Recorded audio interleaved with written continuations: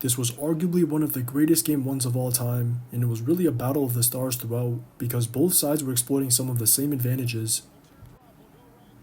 The Pacers loved their screening actions, and a lot of it was from Tyrese manipulating the SNRs or DHOs, because it didn't matter what the Knicks' coverage was, so he was either forcing a switch to attack one of the Knicks' bigs, eating that space against the drop to get downhill, hitting the pocket or pop for Turner, or even forcing a switch to attack Brunson whenever he couldn't hedge.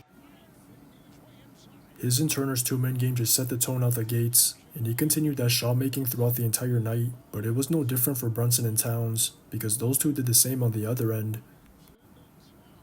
The only difference was really them going at their matchups, because the two didn't even need a mismatch to get to their spots, so Brunson kept attacking NESMITH or Nembhard, and Karl was always going at Turner. Even Mikal was getting to his spots against the Pacers' bigs dropping, and as a team, they were getting a lot of easy ones, because the Pacers were giving up way too many back cuts and drives with no resistance or help at the rim, so that was a part of them taking control of the game in the second.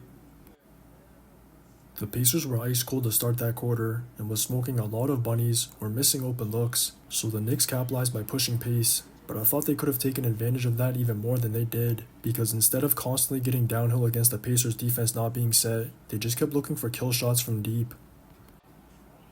If they just doubled down on drives, they probably would have been up at least double digits, but instead, the Pacers got to linger, and in the second half, they just started matching the Knicks' energy, especially in the third, because they were looking for Siakam more.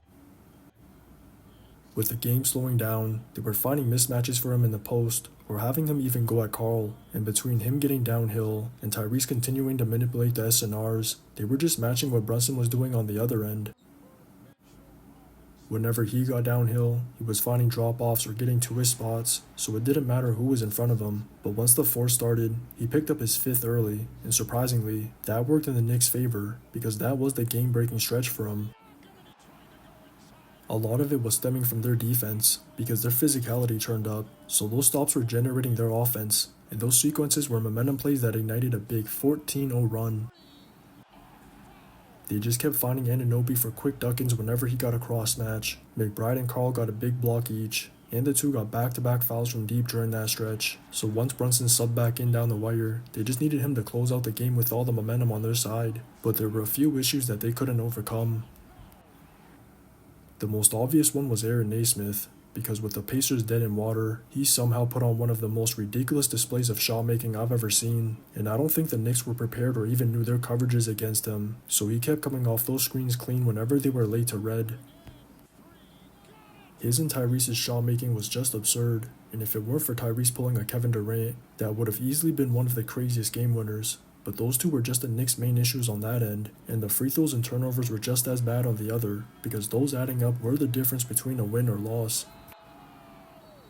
There were a ridiculous amount of split or missed pairs at the line on both sides, and they just got the worst of it from Karl and Anunoby in those final seconds of the fourth. But even the turnovers eventually caught up to them, because they had a couple bad ones that Rick Carlisle was able to overturn off challenges. The first was late in the fourth, then the second was late in OT, and if anything, Carlisle was really the unsung hero of the Pacers' comeback, because it wasn't just about those challenges, it was also about his subs in Shepherd and Obi. He trusted Shepherd to guard Brunson late in the fourth, then trusted Obi in OT, and he went on to make some of the biggest plays to secure him the win. Just watch the tape.